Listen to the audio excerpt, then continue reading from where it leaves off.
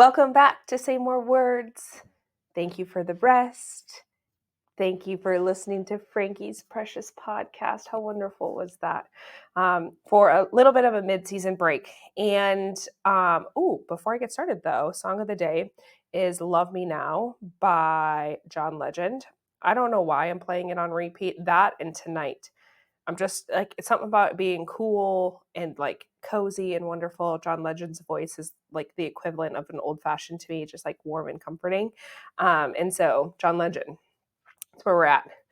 So today's episode is called The Power of Rest, and mid-season break came in.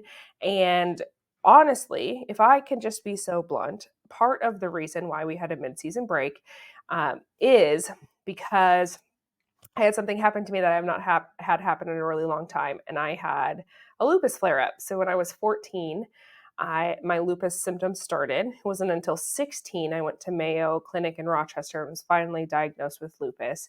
Partially because back then not everybody, like, it wasn't a common disease that people knew a lot about. Then House came on and was like, it's not lupus, and that became a whole thing.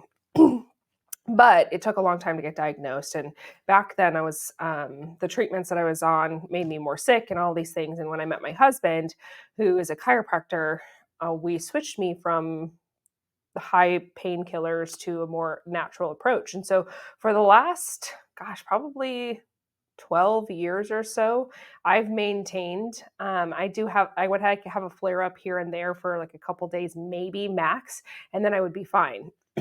This last week, though, I was not fine. It was the strongest flare up I've had in a long time. And when that happens to me, like, I get the whole body swelling and joint pain and hair loss and memory loss and can't function, can't sleep, or like all I can do is sleep type of thing. And typically, my flare ups show up on the other side of stress.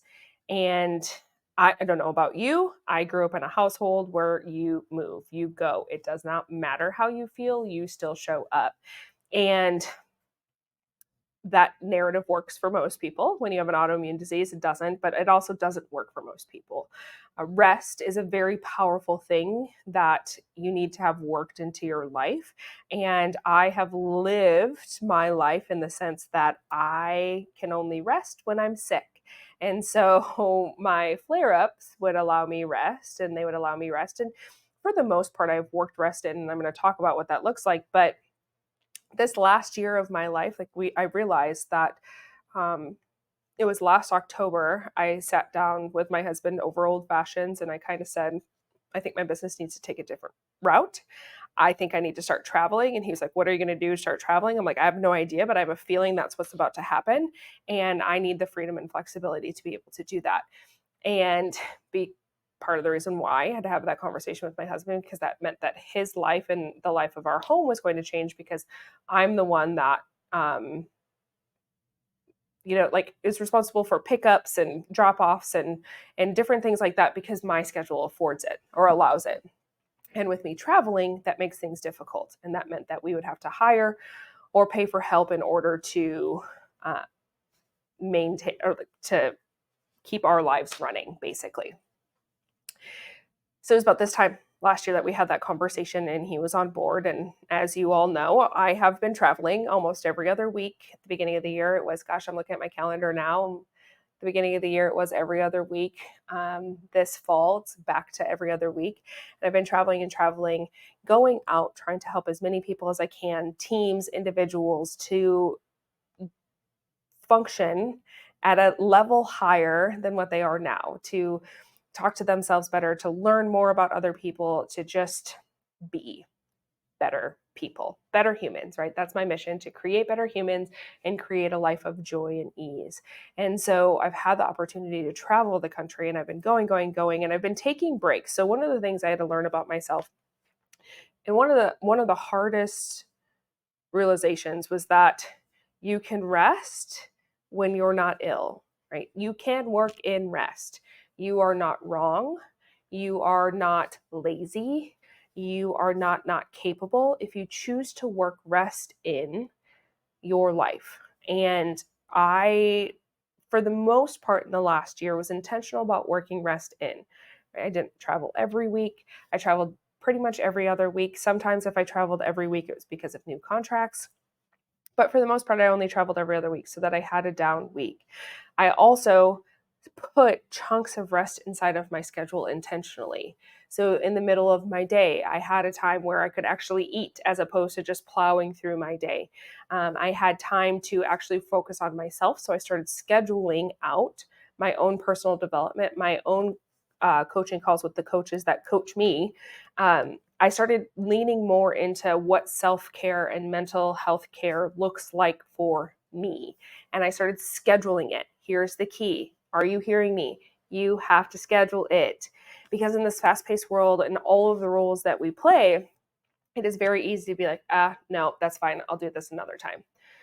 Which is exactly what ended up happening to me this fall, is that after kind of a restful summer, I didn't travel as much. I spent more time with friends. I didn't do anything exponentially large inside of my business. I just kind of lived.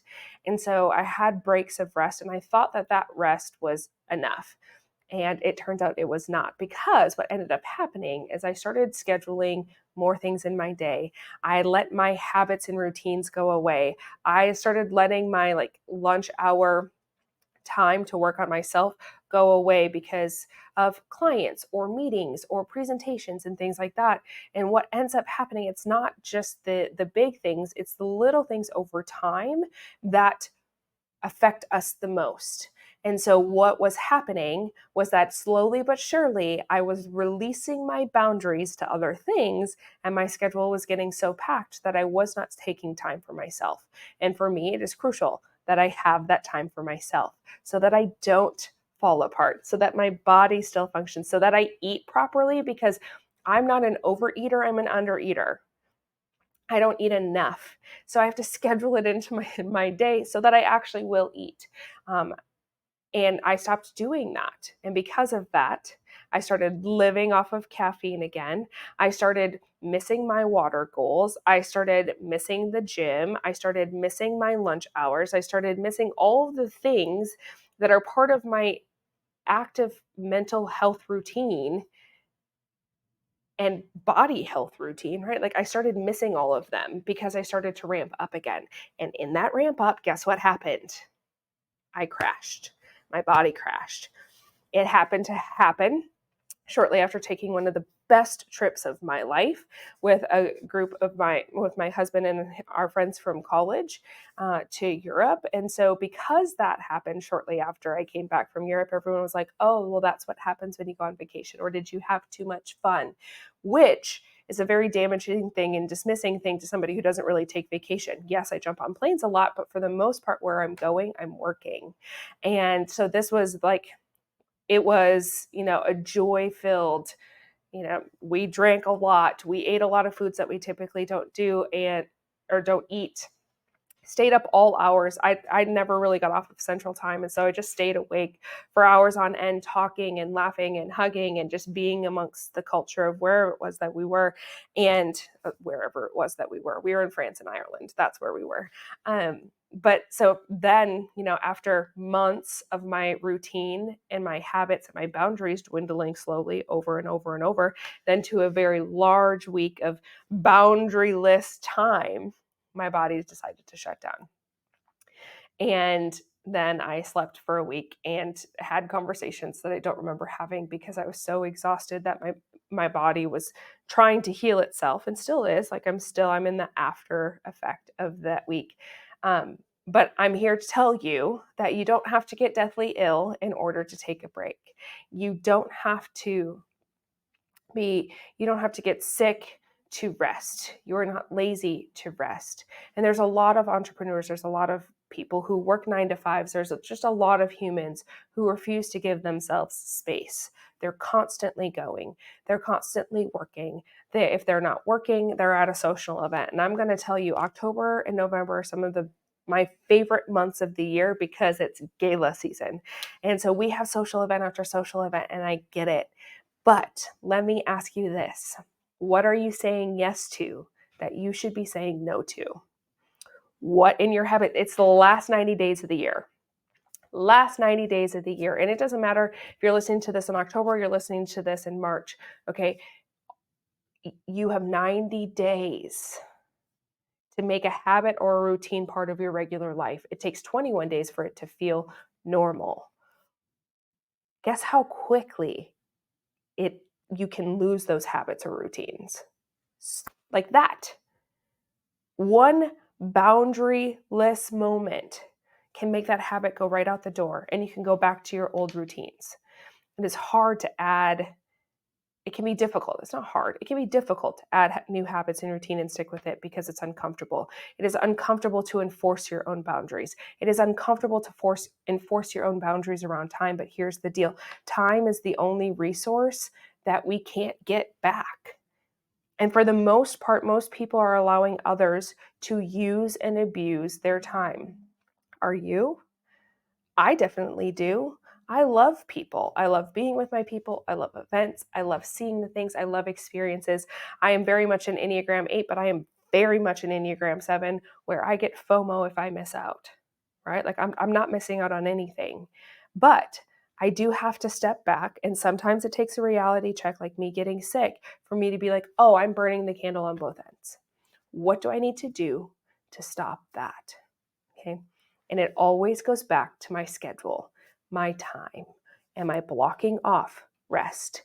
Am I being mindful of rest? Do I have a restful vacation already booked? That's my favorite thing to have on my calendar. Where's the next beach? Where am I going to just sit and be and do nothing? Am I being mindful of how others abuse or support my schedule? What am I saying yes to that I should be saying no to? Okay, these are all things like this. It was a huge glaring sign that I was out of alignment when it comes to who I am and how I function and what I do. And I'm going to tell you, yes, I do this work. I hold other people accountable all the time. I have got a group of 10 people that I hold accountable weekly who work with me one-on-one, that I hold accountable on things like this. But I am also human. And sometimes there's a goal that is blindingly shiny and glittery. And sometimes there's an opportunity that I just can't miss, or an event I can't say no to. But here's the deal. At the end of the day, I have to ask myself if it is worth being tired for. I was just watching the movie Get Him to the Greek. It came out in 2010. And the only reason why I know it came out in 2010 because it was the first movie that my husband and I saw in theaters together. Get Him to the Greek. I love that movie. There's a scene with Jonah Hill and his wife, and he's like, don't you want to go to this concert with me? And he plays the music. And as soon as it's done, she goes, I don't think it's worth me being tired for. And I was watching it last week and I'm like, I need to start saying that. I don't think it's worth me being tired for. I don't think it's worth me getting sick for. I don't really know if it's worth the effort it's going to take me, because I'm going to tell you, people, and this is hard for me to say, not everything is worth it. So please use this as your reality check to look at where your time boundaries are and where they are not, to work in rest with yourself, to work in rest with your spouse, to work in rest with your kids, to have space in your schedule to be, because you are human and we were not made to just run and work ourselves to death, okay? This is meant to be a journey in which we love and have fun and respect and care for ourselves. And putting in rest, scheduling rest is one of the best things you can do for your self-care. So go do that today and let me know how it goes. See you later.